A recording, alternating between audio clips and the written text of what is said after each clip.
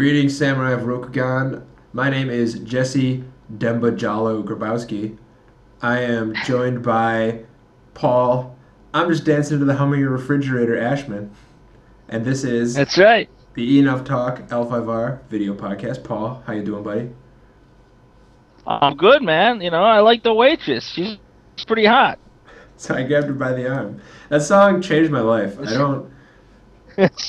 I'm not even like a I'm glad I party could bring that dude. to you.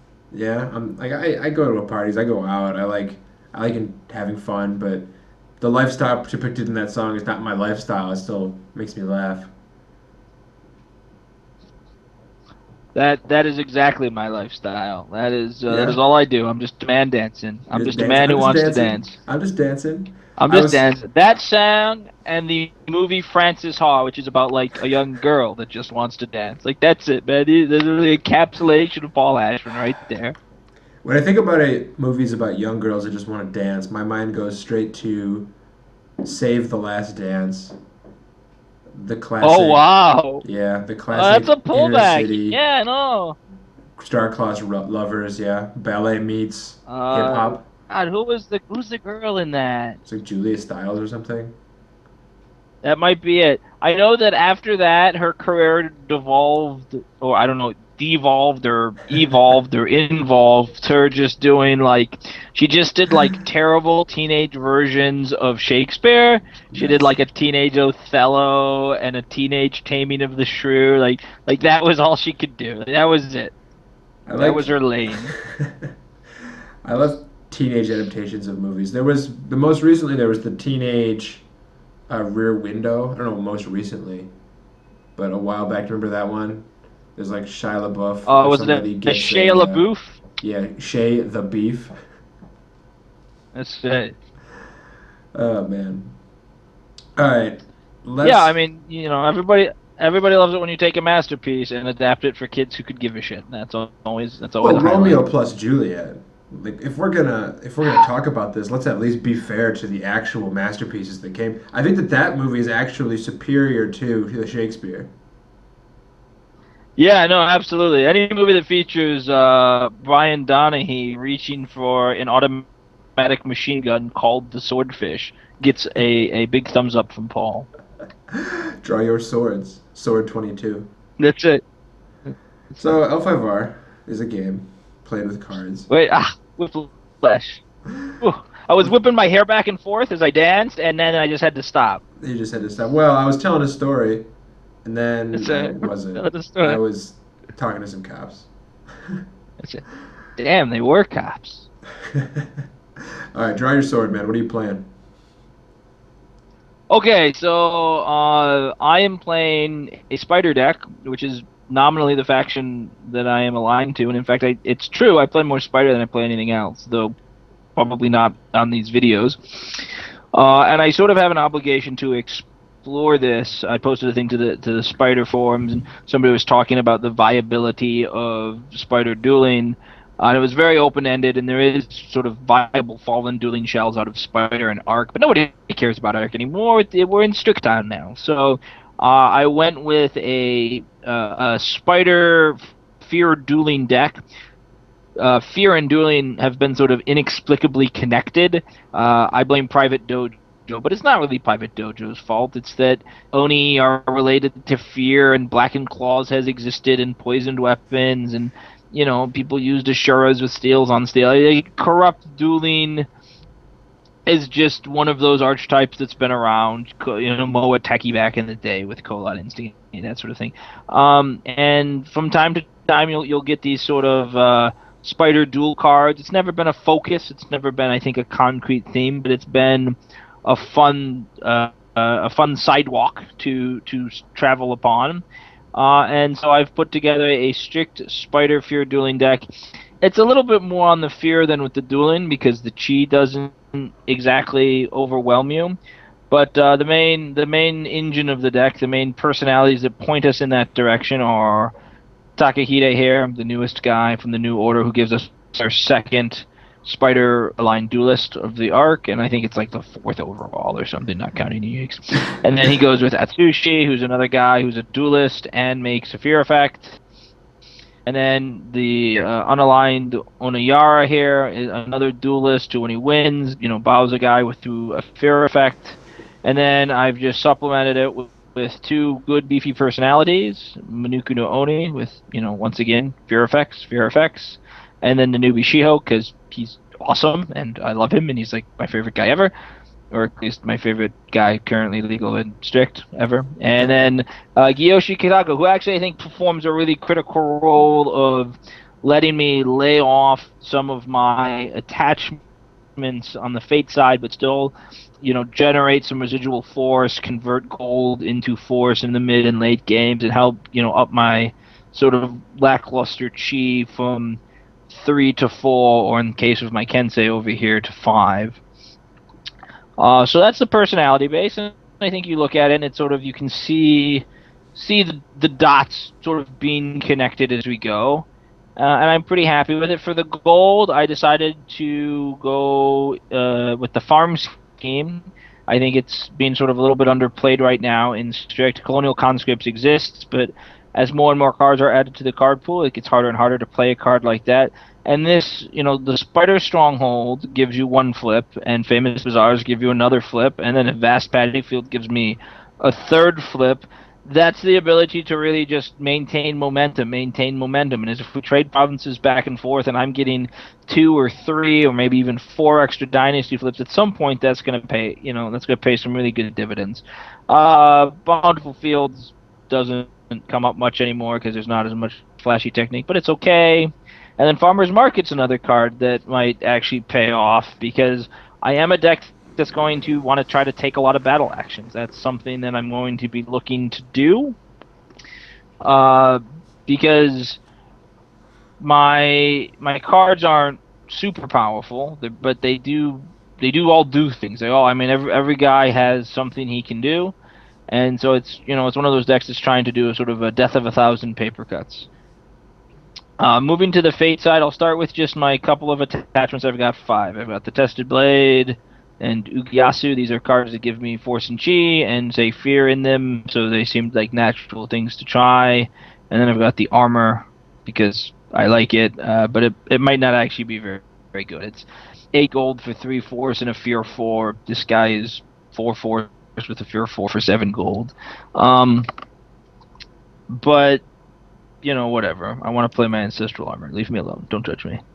I'm playing a lot of 2-offs because this is a brand new creation and they haven't had a chance to tune it.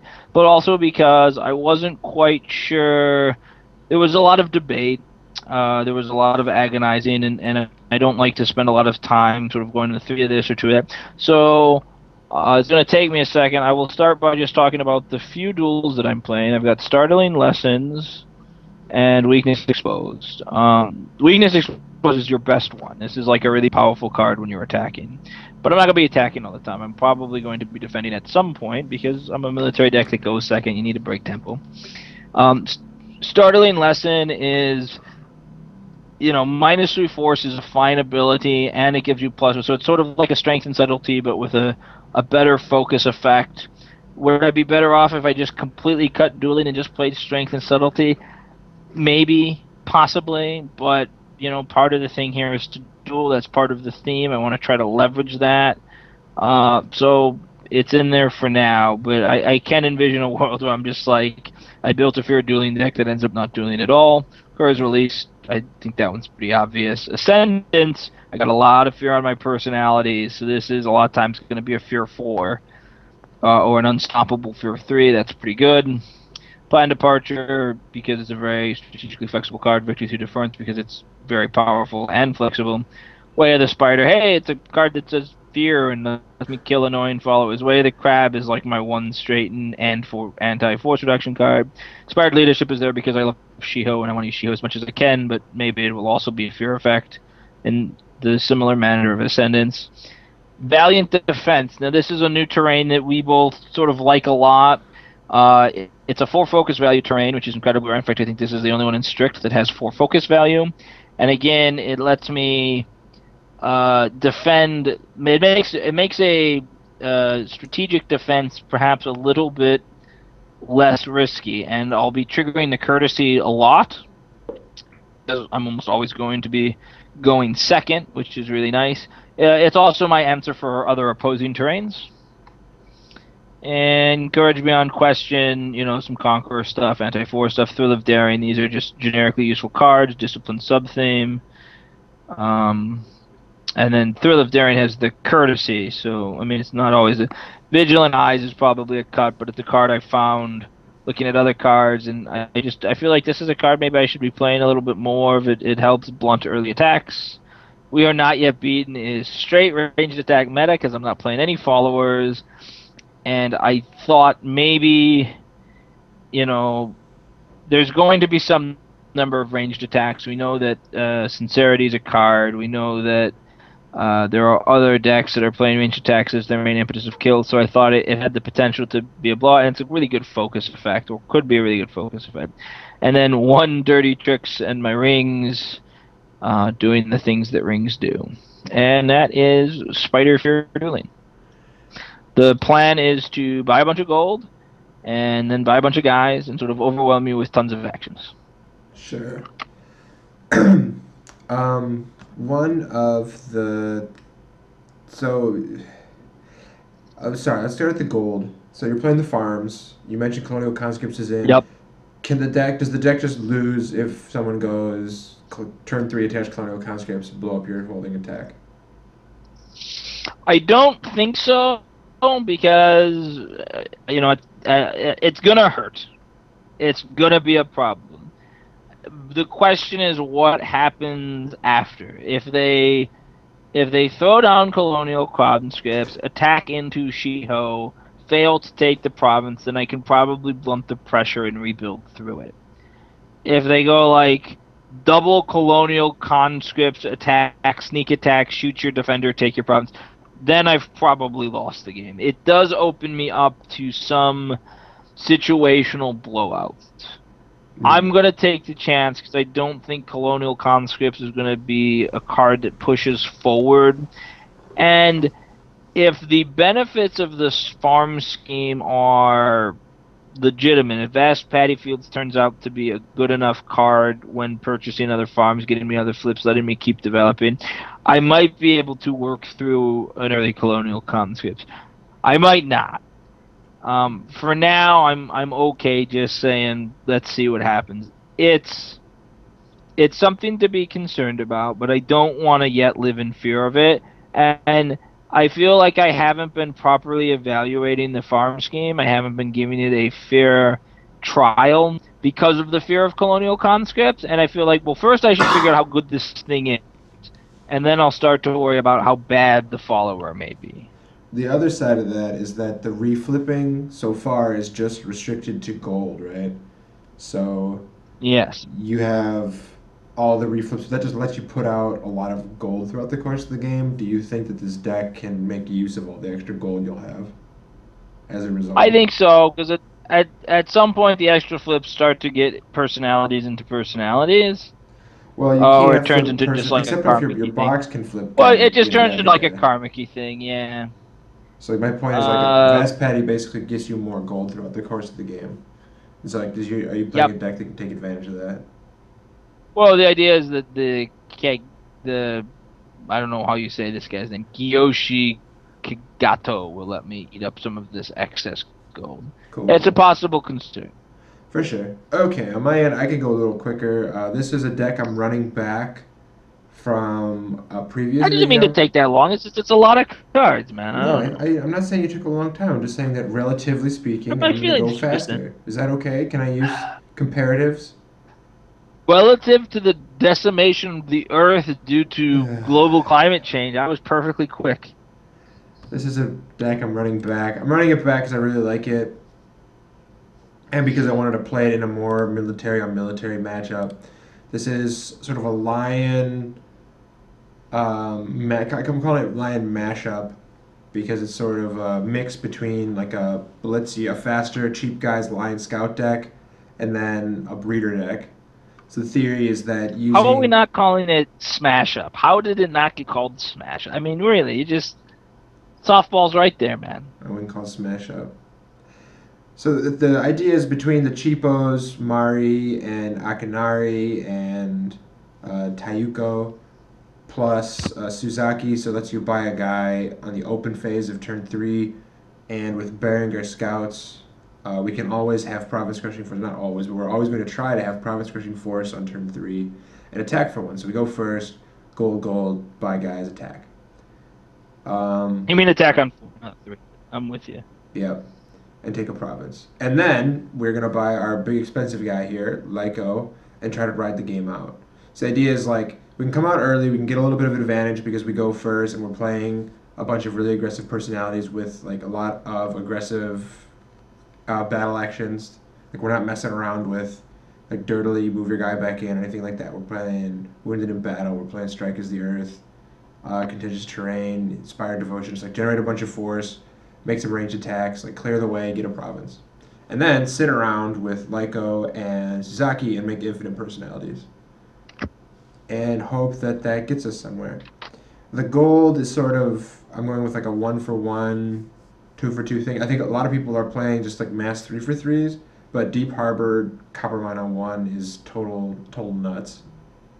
I don't think a lot of people are giving that the credit it deserves. And I'm trying out some plain libraries because A, it draws cards, sort of, and B, it makes Wanataba here cost 1 gold. And so I figure, like, 1 gold, 1 force, like, yeah, okay, that makes the cut. So I wanted to give that interaction a try. Otherwise, deck's pretty straightforward. Sugaki Sagasu's in here just to straighten Lyco so I can make 2 guys a turn, make her 10 gold cost, a little bit more efficient. A couple rings, a couple of toolboxy terrains, ranged attacks, and force pumps. And that's our deck.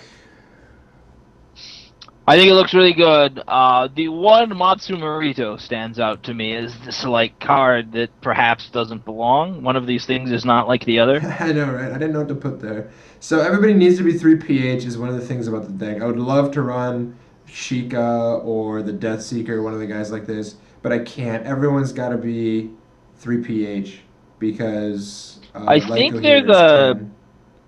there's a 6 gold cost line Shug that like comes out with a buddy. I feel like he'd be the guy you'd put there. It's not super force efficient. I was looking actually at the at Scorpion Wolverine haunting the Nazi because it's a 5 gold for 3 PH guy Because that he's draws you a destined. card because he's destined. Yeah, Yeah.